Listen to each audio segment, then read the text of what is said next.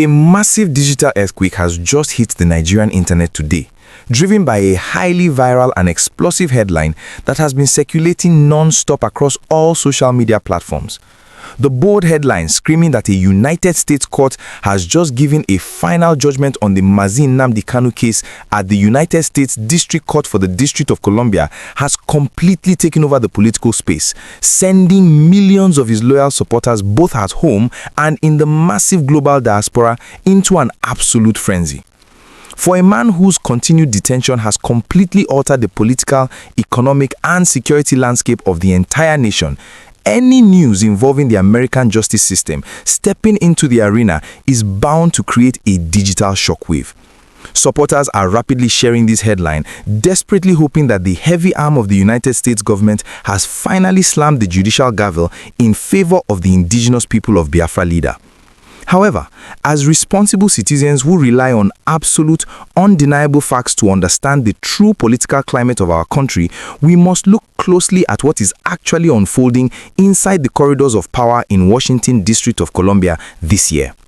While this specific viral headline has captured everyone's imagination, the factual international legal maneuvers happening right now in 2026 are actually much more complex, highly strategic, and deeply rooted in diplomatic lobbying rather than a sudden unilateral trial by a singular American judge. To truly understand how the United States District Court and the American justice system relate to Mazi Nnamdi Kanu's extraordinary situation, we have to look at the massive international legal campaign that is actively happening right under the nose of the United States Department of Justice. The reality on the ground is not just a simple courtroom verdict, it is a heavily coordinated international siege. Early this year, specifically in January 2026, official documents were successfully filed with the United States Department of Justice under the Foreign Agents Registration Act, officially solidifying the presence and the intense lobbying efforts of the Biafra Republic government in exile right in the heart of America. This official registration in Washington means that massive, highly organized legal and diplomatic pressure is actively being legally channeled into the United States government system to force the American lawmakers to take a much harder stance on Kanu's continued detention in the maximum security facility in Sokoto. His elite team of international lawyers, spearheaded by highly experienced American constitutional experts like Bruce Fein, have consistently utilized the United States judicial infrastructure not necessarily to run a standard criminal trial, which is outside their direct jurisdiction, but to fiercely challenge the legality of his initial extraordinary rendition from Kenya. They have repeatedly submitted heavy legal petitions, arguing that the manner in which he was brought back to Nigeria fundamentally violated international human rights laws, and they are using the American legal system to heavily pressure the Nigerian government through diplomatic sanctions and international condemnation. The strategy playing out in Washington is a brilliant game of geopolitical chess. International law experts understand that a United States District Court cannot simply overrule a sovereign African nation's Supreme Court on domestic terrorism charges. Instead, what is currently happening is that Kanu's legal team is aggressively pushing for judgment and official legal opinions from international bodies, including the United Nations Working Group on Arbitrary Detention, and using the United States District Court as a massive staging ground to file civil suits against individuals and entities involved in his capture. They are building a massive paper trail of human rights violations within the American legal system, which creates an incredibly uncomfortable diplomatic situation for Nigerian officials traveling to the United States or seeking international security assistance.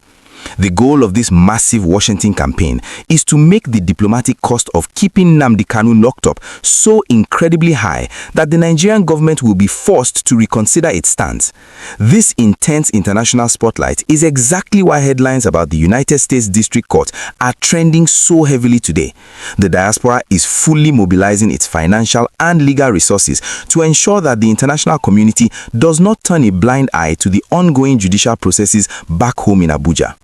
As we dive much deeper into the massive economic impact this international legal battle is having on the ground in the Southeast region and look at the heavy local court battle still raging in Nigeria, I want to take a very quick moment to invite you into our growing community of informed citizens.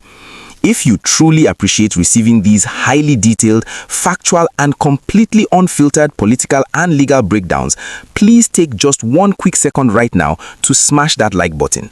Liking this video is the absolute best way to help the YouTube algorithm share this crucial, reality-based information with millions of other patriotic Nigerians who deeply care about the justice system and want to understand the truth behind these viral headlines. Also, please make sure you hit that subscribe button and turn on your notification bell immediately. We dedicate our time every single day to tracking these vital national stories, and your wonderful support is exactly what empowers us to keep bringing you the exact truth behind the biggest news. Moving right back into the heavy reality of this situation, while the international lawyers are fighting tooth and nail in Washington, the local legal battlefield in Nigeria remains incredibly tense and highly volatile. Back home, Kanu's elite Nigerian legal team is currently fighting a massive war at the Court of Appeal in Abuja. They have launched an aggressive 22-ground counterattack against the devastating life imprisonment sentence handed down late last year by Justice James Omotosho of the Federal High Court. His lawyers are fiercely arguing that the trial court completely denied Kanu the mandatory right of allocutus, which is the legal opportunity given to a convicted defendant to directly address the court and plead for leniency before a maximum sentence is finalized. By skipping this crucial judicial step, his legal team believes the entire life sentence is completely void and must be thrown out. Furthermore, they have boldly exposed that he was convicted under an outdated terrorism law that had already been repealed and replaced by the National Assembly. This dual approach, utilizing massive international pressure in the United States and aggressively fighting procedural errors in the Nigerian Appellate Court, shows exactly how desperate and high stakes this entire situation has become. The federal government prosecutors are currently sweating under the intense heat of both the American lobbying efforts and the brilliant local legal defense as they desperately try to justify keeping him in the Sokoto Correctional Center. The human and economic toll of this prolonged legal showdown cannot be overstated.